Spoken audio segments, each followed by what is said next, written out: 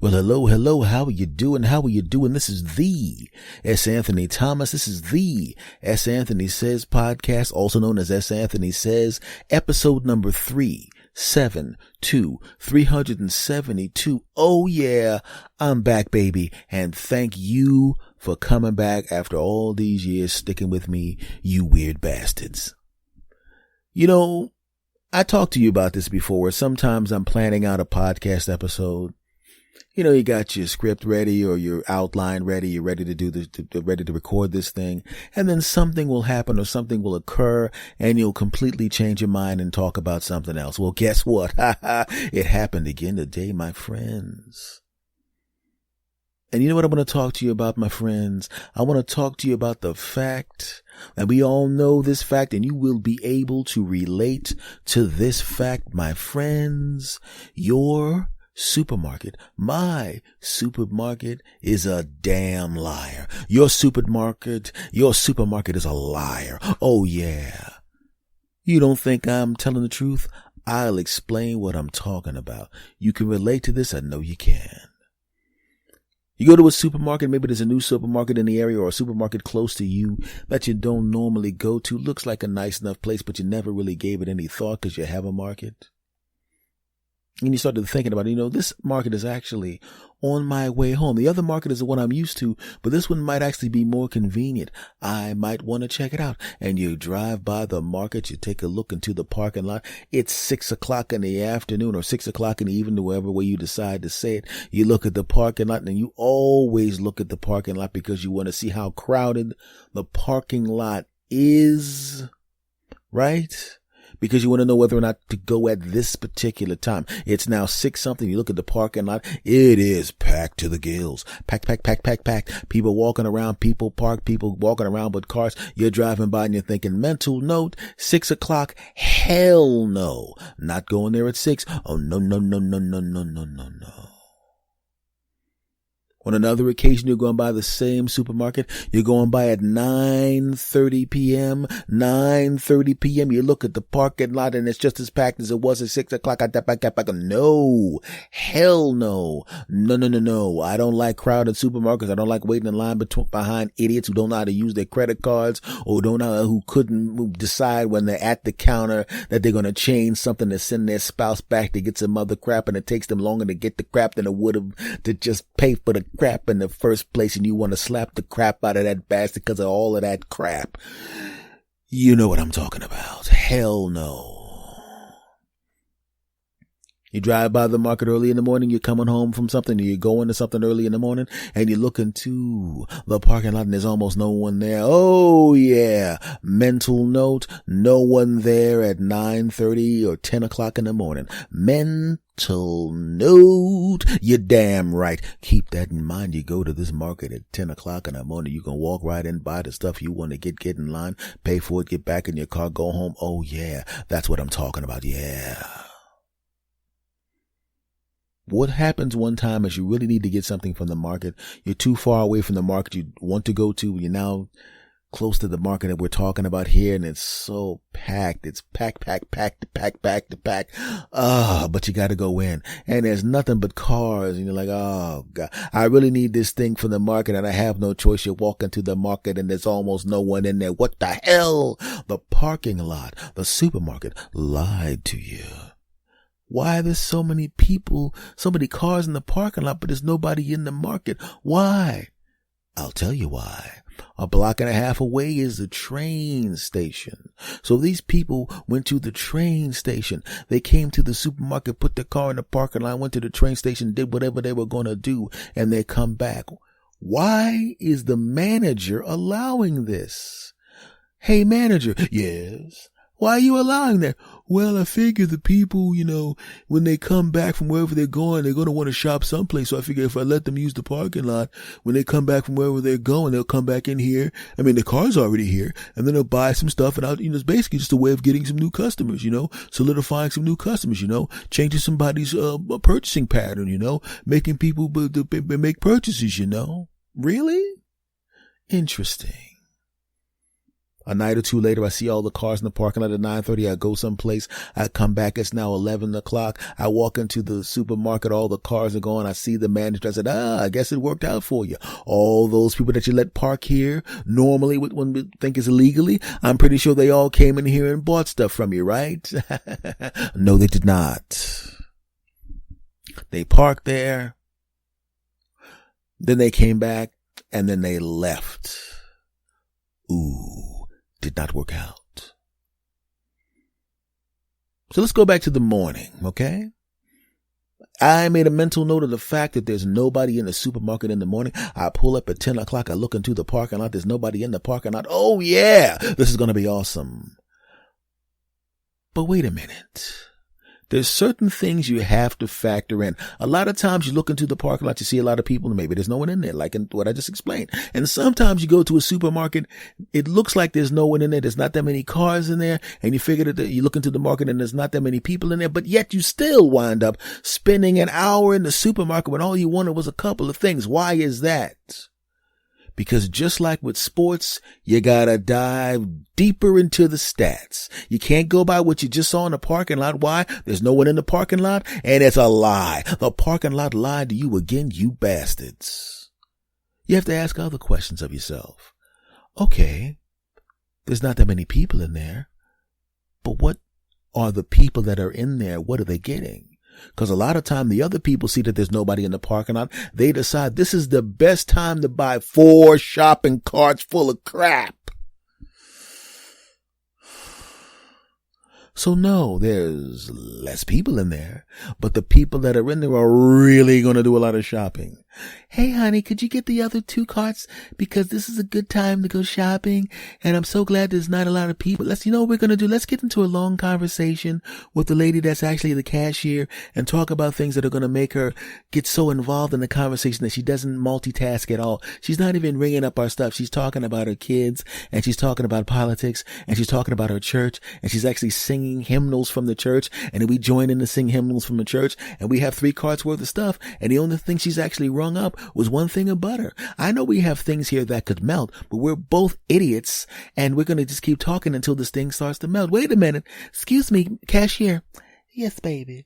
Well, while we were talking, the stuff that we had here at the bottom of the cart, something that's going to take us about 5 to 10 minutes to get through just because of the sheer amount of things we have. Is there any way we could just take this stuff back, put it back in the freezer, and then get another one because it's going to melt? You know what? You go right ahead. You know what I'm going to do? Hand me the stuff that's right there that's melting, that wouldn't have melted had you actually had some common sense and realized that things like that are actually going to melt. And had you noticed that there were actually people behind you in line who actually have lives? Could you give me the products, and I'm going to actually, instead of letting your husband walk all the way back while I'm ringing up the other stuff, thus speeding things along, I'm actually going to take the stuff myself, leave my post, go all the way in the back, replace the products myself, of course getting into conversations with someone in the back of the supermarket, making this an even longer process for the people who are now obviously furious. Just kidding. I don't know that they're furious because I'm really, really oblivious. That's not an exaggeration. That actually happened. So now you think there's nobody in the supermarket, but yeah, there's nobody in the supermarket, but the bastards that are there are taking 55 times longer. So you're actually in the supermarket longer with less people than you would be if there were a lot of people in there. Oh yeah. And that's what happened to me today. I just went to the supermarket for 3 things, and I wound up spending 45 minutes in the supermarket because the jackasses in front of me did jackass things, those jackasses. Okay, yes, Anthony, calm down, calm down. It's over. You've left the place. You got the 3 things that you wanted. It's over. Let's just go back and let's talk about what we were going to talk to the audience about under normal circumstances. We forget all of that. We're now going to talk about what I was planning on talking to your bastards about in the first place. Here we go. Now, folks, I've noticed that there's a lot of people that I know, and I'm sure there are people that you know that have relationships that are really, really strained or weird. You'll date a lady and she talks about how much her mom's a you-know-what and her dad's a you-know-what and her siblings you-know-whats. And my real family is my friends, right? So she doesn't need emotional or spiritual protection from her friends. She needs it from her family. She's not going to disown the family, even though her family is toxic as hell. She's not going to get rid of them. She's going to have them around because they're her relatives and they damage her and make her feel like crap and make her feel like garbage and feel like crap. And she has the refuge of going to hang out with her friends. But she needs protection from the family. She needs a tortoise shell from the family, a tortoise shell. You know how a tortoise has that thick shell to keep it away from predators? She needs a tortoise shell to protect her from her family. But I've also known people that are the other way around. They have good families. Their families are incredible, but they're friends at work. People that shouldn't be their friends in the first place. And it's a little bit weird that they allow people that are not relatives, that are friends from work or friends that they grew up with, who always do dumb stuff, who always do things that get them in trouble, who always do things that get them in a bad light. She or he hangs out with these people all the time. The family is a refuge from the friends. The friends get you in trouble. They get you arrested. And all of a sudden, because you were hanging around these people starting fights, you go back to talk with your family, who's a wonderful group of people, and they go, you gotta get new friends, but you don't want to get new friends because you're stupid, right? Well, you need porcupine quills to keep those people away. Maybe you can have them kind of around you as amusement, but if you can't get rid of them, and I would get rid of them, but if you can't get rid of them, you need a little bit of protection. You need to know, when they're going to do something wild, you need to ease off. When they're going to do something stupid, you got to ease off. You need those porcupine quills to protect you from them. You don't need any protection from your family, but you need protection from the friends. You need the porcupine quills to protect you from your friends, because your friends do dumb crap. And then there are people that have both, right? What about you have a family that's full of people that are a bunch of tubs of crap, but you also have friends that are tubs of crap and stink? And we've all been there before. You have friends that stink. You may be the kind of person that has a bunch of pretty good friends and one friend that sucks, right? The one guy that's kind of exciting, or the one lady that's kind of exciting because she's always doing something wild, right? The one friend that's a female or male or hoe that you live vicariously through. And the kind of vicariousness, not where you want to be that person, but they do such wild stuff, you can't help but watch it. It's like being at the live performance of a reality show, right? You see those people on the reality shows jumping on top of everybody, getting it on with everybody, drinking and doing all this kind of crap, always getting in fights, right? You're not there for that part of it. You're not there for the fights. You're not there for them jumping on top of everybody. You're not there for the stupid thing. They always kind of tell you about it and you love hearing about it, even though you know it's wrong. You live vicariously through them that way. But sometimes when you have that person around, they do cause trouble for you, right? They got into a double fist fight at the bar you want to go to. You go into the bar. You had nothing to do with it, but now the bouncer sees you with her or with him, and now they're looking at you like, nah, man, you can't come back here because you're with the troublemaker. You didn't do anything, but they did something, and now it affects you. You need the porcupine quills to protect you from that jackass. But what about you have that jackass or a group of jackasses like that, and you go home and your family's a bunch of jackasses. You got the drunk father or the drunk mother, the emotionally abusive mother or father. You got the sibling that's a tub of crap. You can't hide out with your friends because your friends are a tub of crap. You look to the left, tub of crap. You look to the right, tub of crap. You get into a relationship. The person fooled you and they're a tub of crap. Oh. Because the thing about a significant other is when they're just your girlfriend or boyfriend, they're kind of the friend category. You're emotionally invested in them, but you're not really emotionally invested in them. And then they become the long-term living girlfriend or boyfriend or the husband or wife, and now they're family. So either way, they can attack you from either side, man. Oh, you need protection from all of these people if you can't get rid of them. You can't be a tortoise and you can't be a porcupine. You gotta be a Tortoisecupine, right? You gotta be a Tortoisecupine. You need the kind of protection from both of these bastards, right? The shell protects you from the family and the porcupine quills protect you from your stupid punk friends. Right? Imagine that kind of animal. Imagine if you had an animal that was a Tortoisecupine, had the shell and it had some quills on top of the shell. Oh, what an animal that would be. And sometimes you gotta be a Tortoisecupine. I'm a Tortoisecupine. Yes, I am. Now my family's pretty cool, right? And my friends are pretty cool. But you know I'm prepared if they ever stop being cool, right? If my family ever turns into a bunch of pieces of crap, which I don't expect, I got my shell ready for you punks. Oh, I'm ready for your punk asses. By the way, I know my family listens to this. I just want to say when I say punk ass, I'm speaking hypothetically. But don't start acting up. In which case I will call you punk asses and mean it. Deal with it, punks. And I know my friends listen to this podcast as well. And I don't need any porcupine shell squills to protect me from you unless you start acting like jackasses.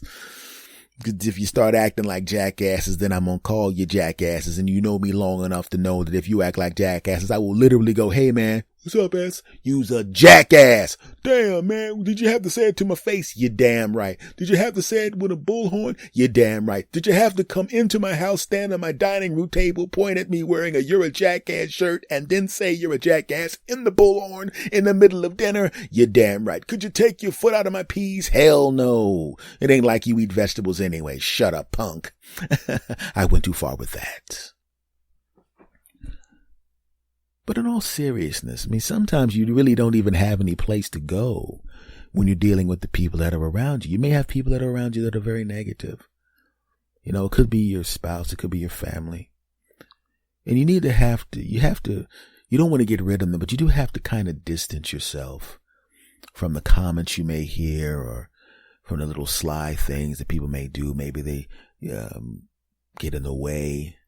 You know, they make demands of you that are unreasonable when they should know that you have goals. Maybe they try to make you feel bad. Don't allow that to happen. You gotta create an emotional tortoise shell from that. You gotta let the comments come in. You can't make it. You can't do it. You can't be it. Why aren't you around more? You the big, all of that crap. You gotta let it go, bing, and bounce off that tortoise shell. You gotta do it. I know it's not gonna be easy. It wasn't easy for me. It took me years to build up this emotional tortoise shell in preparation for if that ever happens to me. Right? And it's the same thing with the people that are friends, that are actual friends or friends in work. You may have people that you love, that are your buddies, your pals, your chums, and sometimes they may do kind of stupid things to put you in a bad position. They'll get in trouble and all of a sudden they want you to bail them out. And I don't mean bail them out just for money, but bail them out meaning coming to get them from a place where they're going to get their butts whooped. I've been there before where I got a phone call. They're going to kick my ass, man, but they like you. And I'm like, oh, dude. And you get in your car, you drive to the place and they got the guy hemmed up on the wall. He with you? Yeah, he's cool. All right, man, because it's you, I'm not going to bust this guy up, but tell your boy to stay out of here. Yo, all right, I got him. It's cool. You cool with me, ass. You cool with me. But if this your boy, I ain't going to bust him up because he said he knew you. But you know what I'm saying? If he comes to this club again, I'm going to throw him down the steps. That actually happened. And FYI, he went back without me there and was thrown down the steps. I told him not to go back. I said, don't go in. I said, first of all, I said, don't go there at all. You have no reason to go there. There's many other places you can go. There's a nightclub literally next door and across the street. You can go to any one of those. Just stay out of this one because this bouncer literally hates you. The only reason you're not in the hospital is because he likes me. And he's a fan of mine and he likes me as a person and he's a fan of my work. Other than that, you would be intensive care right now, so I'm sorry. It's funny now because that happened a long time ago. I just pictured this guy picking my friend up and tossing this. Why am I laughing at this? A friend of mine got thrown down the steps, but it was an after hours type place and the steps and the wall were really, I don't know why they padded the steps and the wall like that. Maybe because the guy threw a lot, maybe the wall and the steps were padded like that because the guy regularly threw people down the steps. I didn't even really think about that, but that's beside the point. But this guy would always do that kind of stuff. He's grown out of that now. And I know you're listening and you don't do that stuff anymore. And that's why I'm not using your name. And I know that you are literally sitting in your car when I release this laughing your behind off because you remember this. And that club's no longer there. Thanks to you, because now you're probably like 60 years old now, and if you got thrown down the steps now, it would kill you. All right, but But that being said, like I said, you got to have the porcupine quills. You got to keep people sometimes at a distance. Keep them from getting too close. You can like hanging out with them and kicking it with them, but you can't let them get too close. You need those porcupine quills to keep them from getting you in trouble. So what I'm saying, folks, is 1, your supermarket is a liar. And 2, become a Tortoisecupine, my friend. That's what you got to do. You become a Tortoisecupine, bang! A lot of your problems are solved. You dig? Of course you do. Well, folks, this has been episode number 372 of the S. Anthony Says podcast. I am your host, S. Anthony Thomas. Do me a favor, if you love this podcast, and you do, make sure that you subscribe to this podcast, and you better. And make sure you rate and review this podcast. Get it done, you bastards. And and recommend this podcast to your friends. I would really, really appreciate it. Much love to you. I have 2 podcasts. This one, the one you're listening to, the S. Anthony Says podcast. I also have a second podcast that I would like you to listen to. I think you'll love it. And subscribe and rate and all of that crap to that one as well. It's called the S. Anthony Thomas Show. It's on Anchor. But basically, well, it's actually in the liner notes of this show. So just scroll down to the liner notes of this show and the link will be down there. So go click on that, subscribe to that, listen to that too. I do 1 podcast a week on each show for now, and I'll probably do more episodes later on in the year with the other show. But more important than anything else, damn it, subscribe to both of these shows, rate and review both of these shows, you bastards, and tell your friends about these shows, you bastards, and listen all the time, you bastards. For some reason, I wanted to say you bastards a whole bunch of times. This podcast is everywhere. Stitcher Radio, iTunes, iHeartRadio, Apple Podcasts, Spotify, of course. Look, if they play podcasts, I'm on it. Okay? So just get it done, dag nabbit. I don't mind slapping many people in different countries. There's too many of you for me to pick a fight with. I was just kidding. Okay, folks, much love to every last one of you. I appreciate you. I love you. I really, really do. Thank you for the kind words. Thanks for the kind email and the direct messages and all those kind of things. I really do read them, and I appreciate you. I really, really do, in all seriousness. Well, folks, we're going to leave now, meaning I'm going to leave now, and we're going to do it the way I've been doing it for years. And those of you that have been listening to me for a long time, you know how we do it. We're going to do it on the count of 3, and I want you to say it with me. Are you ready? Of course you are. 1, 2, 3. S. Anthony out.